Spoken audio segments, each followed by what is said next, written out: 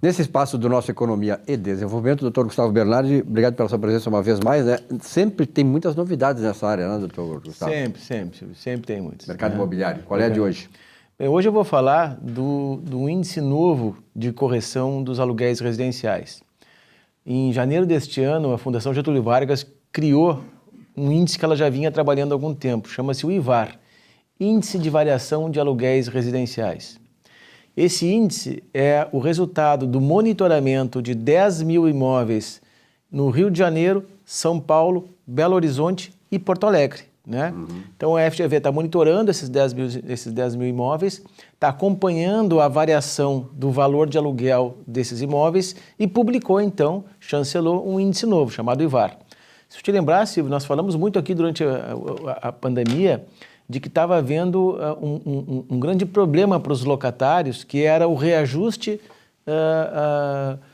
com base no IGPM, está subindo muito, porque o IGPM subiu muito, né? Só para ter um dado, em 2017, o IGPM foi de 17,61%, 17,68%, né?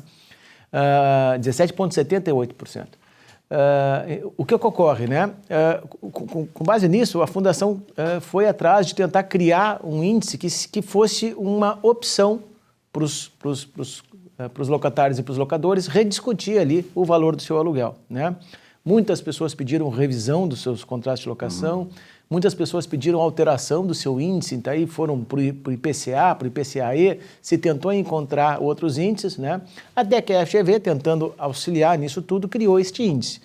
O IVAR, na verdade, é o índice que mede não a variação inflacionária, como o IGPM, como o IPCA. Ele mede a variação de preço da locação do imóvel. O segmento, é bem do segmento, é bem para o segmento, né? Veja só um detalhe, né? Se nós tivéssemos o IVAR no ano de 2021, esta variação do IGPM, que foi 17,78%, o IVAR foi negativo em 0,61 no ano de 2001. Ou seja, os contratos de locação tiveram um decréscimo do seu valor, né? É claro que as pessoas têm que entender que quando se criam índices novos, você tem que deixar o mercado assimilar isso, deixar o mercado entender melhor se aquele é o melhor índice para o seu contrato ou o pior. Tem que entender que o locatário e o locador têm interesses diversos, distintos no contrato de locação. O locador quer cada vez ganhar mais, o locatário quer cada vez... polarizados. Né? Cada vez quer sempre pagar menos. Então há um equilíbrio financeiro do contrato em que a gente tem que adequar, como advogado, um índice que melhor reflita efetivamente a variação do valor do aluguel. O IVAR é uma iniciativa muito boa da Fundação Getúlio Vargas para auxiliar nesse momento em que a gente está tendo índices inflacionários muito altos, em que a gente está tendo discussões muito grandes com renovações de contrato de locação, grandes redes pedindo a revisão dos seus contratos de locação das suas lojas, porque realmente houve um descompasso entre aquilo que o mercado estabeleceu como valor do locativo e aquilo que se tornou reflexo da aplicação dos índices de correção monetária. O GPM esse ano vai ser alto de novo, a gente espera que no ano que vem tudo isso comece a reduzir, mas há uma grande pressão sobre os contratos de locação para se rediscutir, para que se faça uma revisão dos índices de correção desses contratos.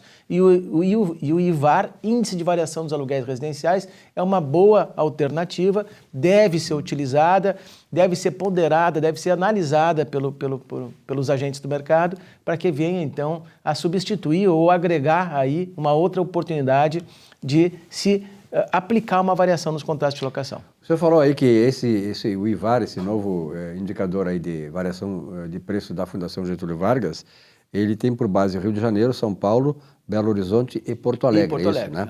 E para os demais estados, isso aí vale também? Poderia ser uma ponderação para isso ou não? Pois então, a FGV certamente vai evoluir essa pesquisa para todos os estados. Ela utilizou essas 4 cidades porque são as cidades mais representativas e porque existe uma plataforma em que ela busca esses dados, né?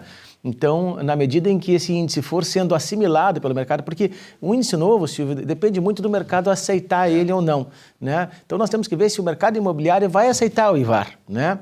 O que nós temos visto agora é uma grande divergência, uma grande diferença entre o percentual que o IVAR dá e o percentual que o IGPM ou o IPCA dá. Mas por quê? Porque o IVAR representa, na verdade, aquilo que o mercado está dizendo que é a variação do valor dos contratos de locação. Não é um índice inflacionário, é um índice específico para o mercado.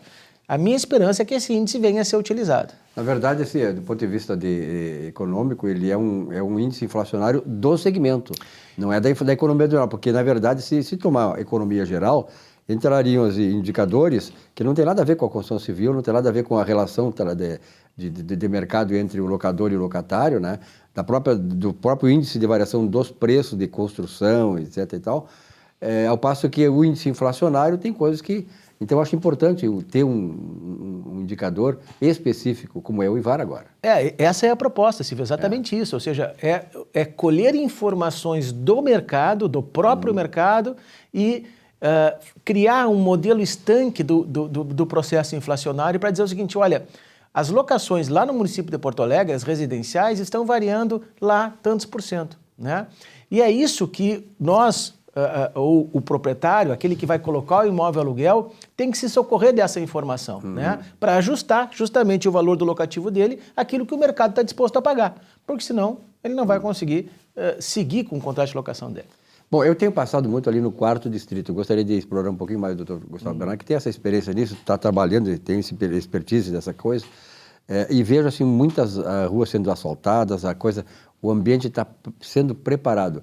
Ali é um grande futuro do ponto de vista da construção civil. Sim, projeto Mais 4D, já falamos aqui, é um projeto do município de Porto Alegre para toda aquela região ali, né? O que é importante nisso tudo, sim, a obra viária é importante, tudo isso é importante, mas o que tem de mais importante nesse projeto é a possibilidade de desenvolvimento de projetos de construção civil com melhores índices construtivos, com vantagens para o empreendedor. A gente só consegue fazer com que a cidade cresça, né, autorizando o empreendedor privado... E facilitando... E fazendo com que ele faça negócios lá. Claro. Né? Então, tu vai ver que daqui a pouco tempo nós vamos estar falando aqui do novo 4º distrito. Né? Com certeza. Como nós vimos aqui agora, há 2 dias atrás, o lançamento aqui do Parque da Harmonia, aqui, não vai tomara que Porto Alegre, né, continue caminhando para frente. Continue permitindo que os projetos se desenvolvam, porque a gente durante muito tempo tinha um projeto e sempre tinha o contra que não permitia que ele se desenvolvesse, né?